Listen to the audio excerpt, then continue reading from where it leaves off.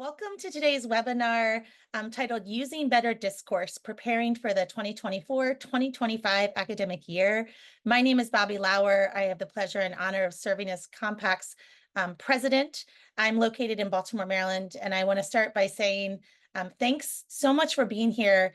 And we know that this is an incredibly busy month. It is hard to believe that the summer is already coming to a close, that campuses are already very much in high gear, preparing for the academic year, with some starting as soon as next week or after, in the midst of what is going to be a really difficult weather week for the country. So for particularly those that are in the South and along the East Coast, please stay safe as we weather some pretty challenging storms.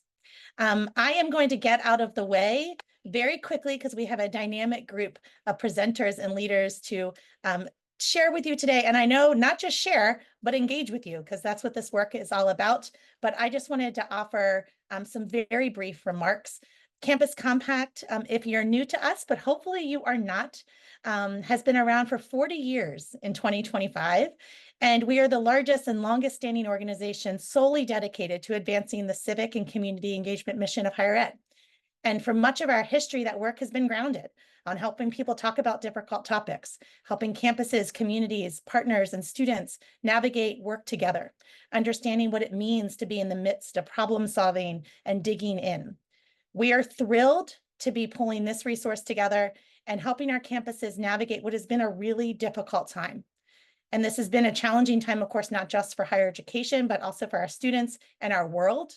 And it's reinforced the critical role that higher education plays and that we must play, and we must step up in not just understanding what our responsibilities are, but making sure that we're carrying them through, not just in the way we teach and engage with students, but also how we practice this work ourselves on our campus. Today is about a toolkit that this group has created to help campuses specifically prepare for this academic year. But I want to make sure you know that this is a part of a much larger project of which the people you're going to hear from today have been involved with. We are excited and thankful to the Arthur Vining Davis Foundations for supporting us in this project, which we're calling Scaling Discourse in Higher Education.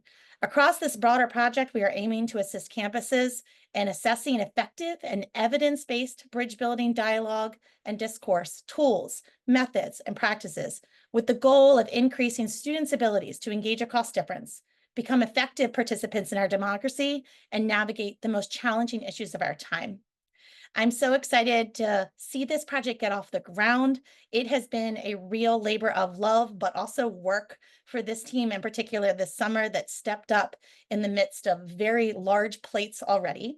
And I'm going to turn it over now. So this work, just let me name, because we have several of them here today, but this has been such a dynamic team of 5 national bridge building experts, but they have been heavily supported and facilitated by 2 incredible leaders here at Campus Compact, Laura Weaver, our Special Projects Manager, and Matt Farley, our Chief Strategic and Operations Officer. But today, I'm going to turn it over to Sarah Drury, who is the Associate Professor of Rhetoric at Wabash College, who's going to take the next steps in moving us forward. So welcome, Sarah. Thanks so much, Bobby. And let me echo Bobby's welcome to everybody who's logged on for this webinar today. And I know we're going to get the slide deck up and running here in just a second, but we're really excited to have you here for this introduction and orientation to the summer guide, Better Discourse, a guide for bridging campus divides in challenging times. And so my name's Sarah Drury, and I was part of the project team that worked with our great colleagues at Campus Compact to create this back to school guide. That team included representatives from different institutions and parts of the country, as well as Bobby mentioned, the staff. And so, Laura, I think we can start advancing the slides. Right. There we go. And here, in fact, is that project team. So Allison Briscoe-Smith, Nicholas Longo, Lisa Marie Napoli, Rachel Winslow, as well as Matt Farley and Laura Weaver from Campus Compact. So during today's webinar, we are going to introduce the guide as a tool for campus and community stakeholders. We will have a reflective mini session for all of us on the webinar to identify where you are in your discourse practices and opportunities for future work. So please make sure you got some paper and a pen handy because this webinar is going to be participatory. And then as we look towards taking that inquiry and moving towards action, we will break into small groups for discussion about topically focused action steps that are outlined in the guide as well. And throughout the webinar, we're looking for opportunities to engage and for you to give feedback and for us to collect and answer questions. But first, let's find out who is in the room today. We have a lot of people who have logged on. So excited that you are here. I'm going to turn it over to Laura Weaver from Campus Compact to facilitate this section. Hi, everyone. I think I'm now unmuted. Thank you all for joining us. We are glad you're here. If everyone wants to go ahead, put your name, your institution or organization. We'd love to know what state you're joining us from, and then your role. Go ahead, and we'd love to go ahead and have you add it to the chat here today. We'd love to see where everyone's coming from and have a good sense of who is joining us in the room today. That would be wonderful. It'll give all of us a great idea of who is joining us. See who we've got here. See, we've got some folks from Green Bay, Wisconsin. We've got some faculty members from New York City, someone from Wagner College.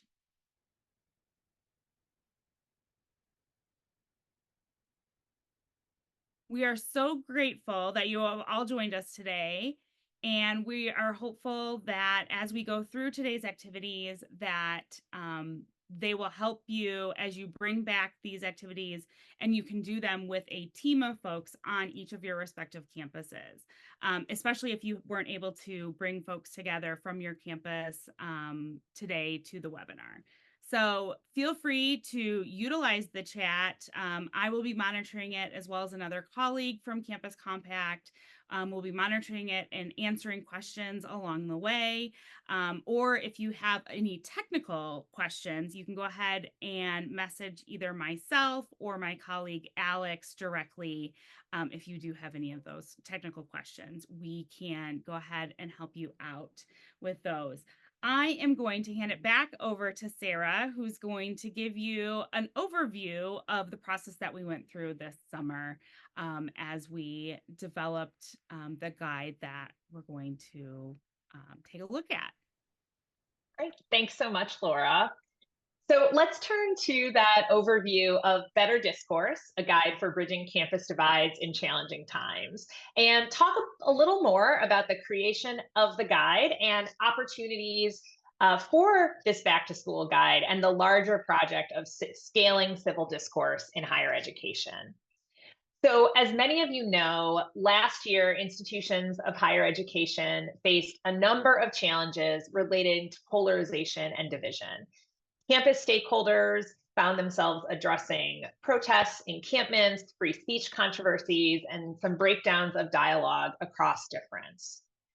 But in this moment, colleges and universities must look to their fundamental mission of educating the next generation of students to be participants in democracy, where students can learn to talk across differences, to bridge divides, and ultimately to address public challenges. Now, we know the problems of polarization are not confined to colleges and universities. Many people across our nation are struggling to speak across divides. Higher education really has an opportunity in this moment, and we're so excited that you've joined us in this opportunity today. We can find new ways forward to reject cynicism and polarization by creating intentional practices and spaces for better discourse. And by better discourse, we really mean respectful, informed, and purposeful conversation across lines of difference. So we're talking about the kinds of debate and dialogue and deliberation that promote a robust and inclusive democracy. So a little bit about how this guide came into being. The Better Discourse Project team began work in June 2024 with the goal of producing a back to school guide for higher education that would assist campuses in strengthening, improving, and advancing better discourse. And as you can imagine, this was not a small task. In fact, it would have been an impossible task if we had tried to create the end all be all encyclopedia of civil discourse in higher education in a month. We didn't do that. And I think it's important to remember that when you're looking at the guide. We saw an opportunity this summer to create a guide that was a living document that speaks to the moment, offers resources that were available at the time of writing, and begins a conversation about where we all together might begin to go to scale civil discourse in higher education. And so we're really looking at this as the starting point with continued iteration and refinement over the next few years. While in order to create that summer document, we conducted a field pulse survey with more than 130 stakeholders in higher education from different institution types and representing different campus roles. We also interviewed service providers who are responding to the needs for programming and training. And we held focus groups to learn about specific concerns and opportunities. And all of this came together to inform the Better Discourse Summer 2024 guide. And we'll be engaging with that guide today, but as I mentioned, this is part of the longer and larger project that'll take place over the next 2 years. The success of that longer term project, which focuses on building capacity, will depend on how this initial work is built upon. And our hope and intention is that this first iteration will have more to come, and all of you will be a part of that process. Campus Compact, as Bobby mentioned at the beginning of the call, is interested in learning from and assisting campuses in assessing effective and evidence-based tools, methods, and practices in civil discourse. And this is all in service of the goal of increasing students' abilities to engage across difference, become effective participants in our democracy, and navigate challenging public issues of our time. So let's take a very quick walk through the guide, which you may know exists both as a downloadable PDF as well as part of a more extensive and growing interactive webpage that we intend to iterate with resources, information, and insights. And so the PDF version of the guide begins with an overview of our current moment, and it details the methods for developing the guide. The second section is entitled, Where Are You Starting From? And we offer an inquiry-based approach for you and others on your campus to examine practices. Our team very much promotes reflective inquiry as a part of better discourse and intellectual humility as essential for working towards those goals together. So once you and your others at your institution have reflected, the guide then turns to ready to take actions. And this is formulated as if then to really help locate yourself. What are the needs that you have? And then what are some resources that are available? We also have a number of supplemental resources, including a more extensive inquiry guide to work through asset mapping on your campuses, and other supplemental resources around service providers and some of the things we heard in the survey about what are the topics most in need of discourse in higher education today. So very quick overview. And again, I want to stress that the list of approaches and service providers is not a fully everything comprehensive list, but a starting point. Because we wrote this document earlier this summer and we were striving to come up with something succinct, we may have missed some valuable resources. And we have heard of some already and are working to add them. We anticipate others are being developed right now. And so our intention is to not only meet the current moment and provide supportive resources, but also continue to evolve this document and the website over time with all of your help. There's a lot more I could say about this guide, but I think we'd all rather get to the more generative part of this webinar. And so I'm going to turn this over to my fellow project team member, Lisa Marie Napoli. There we go. Being unmuted would be helpful. Thank you, Sarah. Pleasure to be here with everyone today. And thank you all for spending your time with us this morning or afternoon, depending on your time zone. So being together like this, and anytime we have an opportunity to talk and think together, it's an important activity to practice.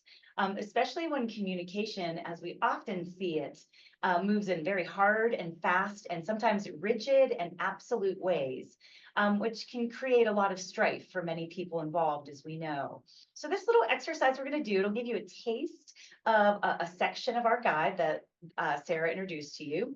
And it will also, we're hoping that it will allow an opportunity for you to have space and time and breath, really breath, like take a deep breath in if you can for a moment, like deep belly if you can, to really have an opportunity to reflect and center yourself and reflect on some of the significant concepts that are in this guide that we're all working with and dealing with. So in particular, we hope that inviting you into this reflection in this exercise about what civil discourse means to you and your campus can help you further clarify your own thoughts about it. And just as important, or possibly more important, it will also give you an opportunity to consider different perspectives.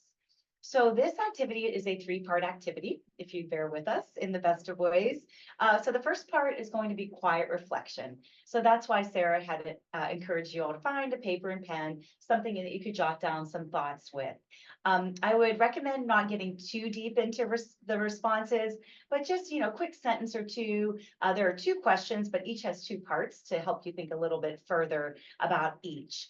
After that, we'll do a triad exercise and then move into a large group, very brief sharing out, just hearing from a handful of people.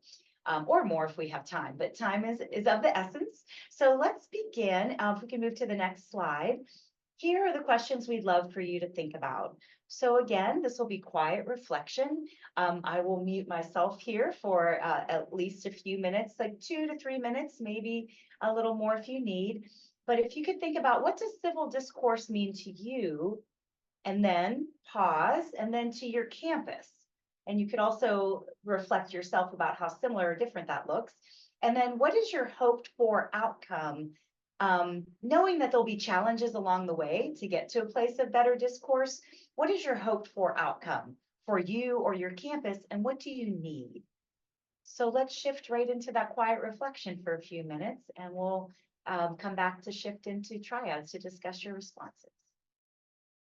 Okay, so it's been a bit over 3 minutes. I think for those of you who need a bit more time, please continue. But for those who are done, I think we'll move forward, especially because we have a lot to cover today. So the next step of this process will be, we have Laura who will help us get into groups of 3.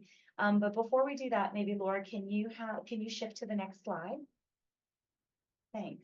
So when you do get into your triads, which will happen momentarily, please share your responses with your group. You don't have to go into every detail, but just, what came up for you, and just as importantly, what that meant to you to think about that and write about that. So you have groups of 3, and we're going to give you about, let's say, 6 to 7 minutes. So be sure that you don't go more than a minute or 2 in your responses, just to make sure everybody has a chance to share.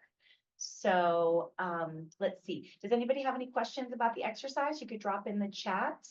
Again, we're going to go into triads for about 6 minutes here. And okay, I don't see any questions, so we'll move into the groups. Enjoy your conversation, and then we'll come back and share out as a large group. We have just a few minutes here to wrap up this exercise. So we're curious about what was uncovered for you in this process. Basically, what came up for you in the exercise. And so if we can move away from sharing the screen from the slides, then we'll have everybody here a little bit more intimate in our Zoom world. And again, we don't have too much time, so maybe we could just hear from a few folks. about what came up for you. And it might be easiest to raise hands since there's 2 pages of people, or you could just start to speak. So, but raise hand would bring your box to the front as well. So does anybody have the courage on a Tuesday to jump in and share what this was like for you? Any feelings, experiences, thoughts? Okay, I have another question. Would anybody be interested in sharing what civil discourse? Oh, thank you. We'll shift to Rita and then we'll see about time. So I'm not really answering your question, but I thought I would put it out there that one of the things that I raised was the notion of intellectual discomfort versus emotional safety, which is something that we're really trying to address and help students and faculty understand. Thank you. Yeah, I think you perfectly answered the question in terms of something that came up for you. So excellent. Thank you. And Regina, thanks. One of the things that came up and that I shared with my group is that, so I have training in both politics and ministry and theology. And the 2 things that we're taught as a society to never talk about are religion and politics. And so what we've created is a society of people who are incapable of having civil conversations with one another about religion and politics. And so in some cases, what we're working through is not just students who don't know how to do it, but older adults on campus don't know how to do it either. So making sure that we're kind of making the programming accessible for everyone and as a learning opportunity for the whole campus. Great. Thank you so much. Appreciate that. Yes. Joanna. Our group touched upon something very similar, a similar theme. We talked about dialogue that may not be necessarily very comfortable, and being okay with that discomfort, and not automatically getting defensive or reactionary. And I think we talked about that being very, very necessary if we are going to dialogue across differences, because differences are not always comfortable. Absolutely. Yeah. Sometimes that discomfort can be a sign of stretching ourselves, right? Okay.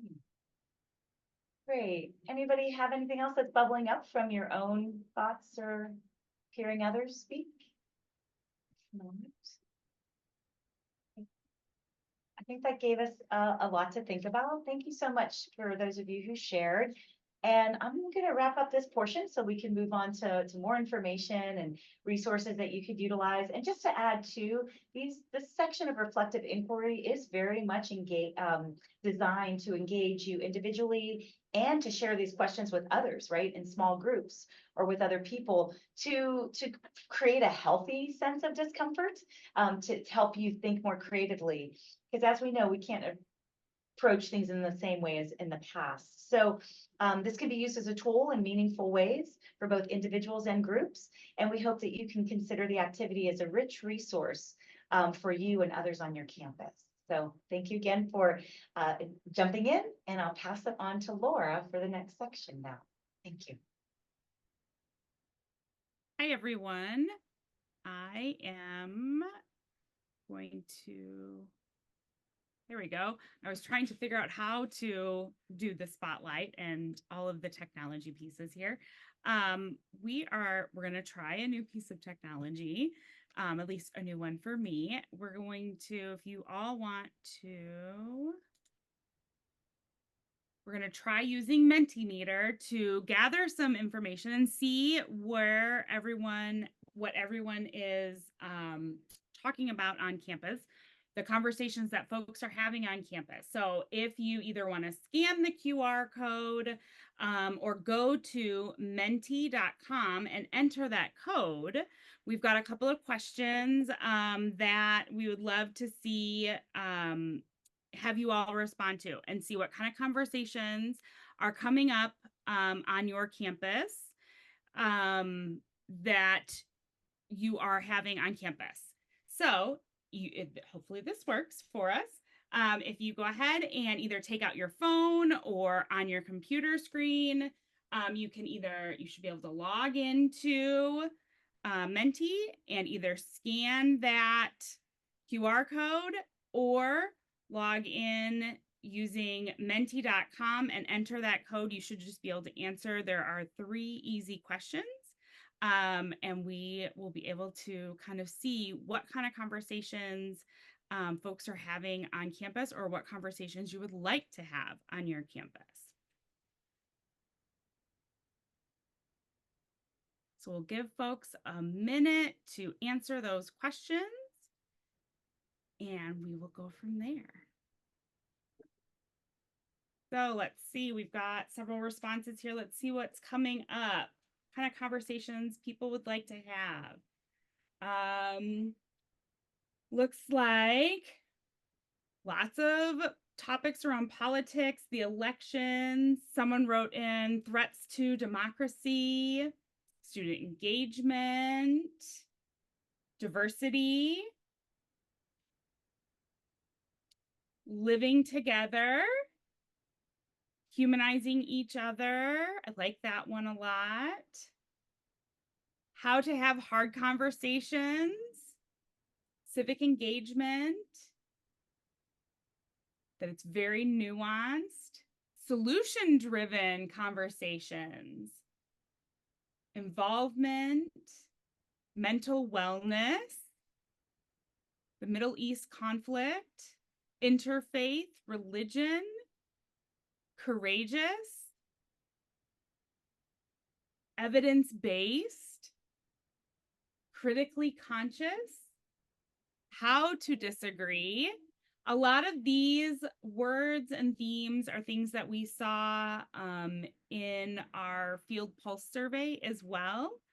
So I think these are really great topics and things that we can continue to really bring to the forefront as we continue this project further into the fall and over the next course of 2 years. I'd love to hear if anybody wants to add anything or vocalize anything that they wrote about. This would be a great opportunity. Please either go ahead and put it in the chat if you'd like to add to it, or if you would want to even unmute yourself. We'd be more than happy to hear you add to that. But I do love the words that are coming up here for us. And this is also a really great way as we can lead into our next activity, as we think a lot about where we can get started and helping you all to link to those resources that we have highlighted in the guide. So when we think about where we are moving into this next guide, we are really hoping to break us into 4 breakout rooms. And Sarah, do you want to help break us into these breakout rooms and set up our next activity? Absolutely. So as you may, if you had a chance to look at the guide ahead of time, let me spotlight myself here. There we go. Great. If you had a chance to look at the guide ahead of time, you notice that steps to action section has a number of if then. So if you want to get started, then here are some resources. And so we're focusing on 4 areas of that approaches to better discourse for our rooms. And so we have institutional connections. So thinking about things like, if you want to address free speech controversies or protests on campus, if you want to make better discourse an institutional priority, if you want to think about the institution and the public, head out into the institutional connections room. We also have rooms that are going to focus on curricular integration, and then another on co-curricular integration, pathways for better discourse. And if you joined this webinar today and you want to get started in this work, we also have a room focusing on that. So we're hoping, if Zoom cooperates, that you're going to have an opportunity when Laura opens the rooms to select the room that you would like to participate in. And so I am going to put those room numbers into the chat that Laura just had on the screen. And I know Laura is quickly bringing together Zoom. It's always fun to have live tech during a webinar, so thanks for bearing with us. But our goals for when we go into these breakout rooms, we're really looking to have an opportunity to connect a little more on some of these specific pathways for action. I have got those ready. I'm also going to type the guide address in the chat in case folks want to have that pulled up while we go into the rooms. And we will have about 15, no, it looks like we'll have about 10 minutes so that we can have a little bit of time to come back and answer some questions. So we will have about 10 minutes in our rooms. And I'm going to go ahead and open those, and you can go ahead and select the room that you would like to join. Welcome back, everyone. We know that was a brief opportunity for some conversation, but as we've been mentioning, this is just the beginning, and we look forward to continuing to build on the summer work, but also this webinar and the one next week. And so for more information about how to be a part of this ongoing conversation, I'm going to turn it back to Laura Weaver from Campus Compact. Hopefully I'm sharing the right screen.